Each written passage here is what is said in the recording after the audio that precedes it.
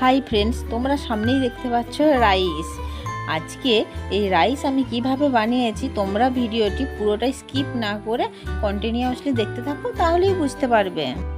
চলো বন্ধুরা, তোমাদেরকে বলতে থাকি। রাইস বানানোর জন্য পরিমাণ মতো সবজি, তারপর চাল, সমস্ত কিছুই নিয়েছিলাম। এখানে সবজিগুলো তার মধ্যে ভালোভাবে ভেজে নিয়েছিলাম। তার মধ্যে ছিল গাজর, ক্যাপসিকাম, গাজর, কাজু, আমন্ড।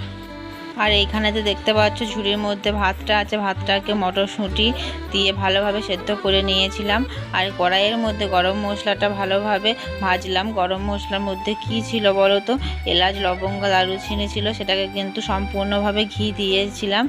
ঘি দিয়ে রাইসটাকে আমি সম্পূর্ণভাবে ভাজবো। আস্তে আস্তে রাইসের ভাতটাকে পুরো কড়াইয়ের মধ্যে নিয়ে নিলাম। তারপর সবজিগুলো এক এক করে নিয়ে নিলাম। তারপর ভালোভাবে নাড়তে থাকছি যাতে ভালোভাবে ভাতটা সবজির সঙ্গে ভালোভাবে মিশে যায়। এরপর পরিমাণ মতো চিনি মিশ্রিত করব। পরিমাণ মতো চিনি অ্যাড করতে হবে, খুব বেশি পরিমাণ যেন না হয়, তাহলে খুব মিষ্টি হয়ে যাবে, তাহলে কিন্তু টেস্ট আসবে না।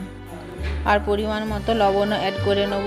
তারপর সমস্ত কিছু দিয়ে ভালোভাবে ভাতটাকে নেড়ে নিচ্ছি। দেখো রাইসটাকে। বন্ধুরা, তোমরাও যদি বাড়িতে বানাতে চাও তাহলে সমস্ত কিছু পরিমাণ মতো নিয়ে নেবে। টাটা বন্ধুরা, ভিডিওটি ভালো লেগে থাকলে অবশ্যই তোমরা লাইক, কমেন্ট, শেয়ার, সাবস্ক্রাইব করে দিও।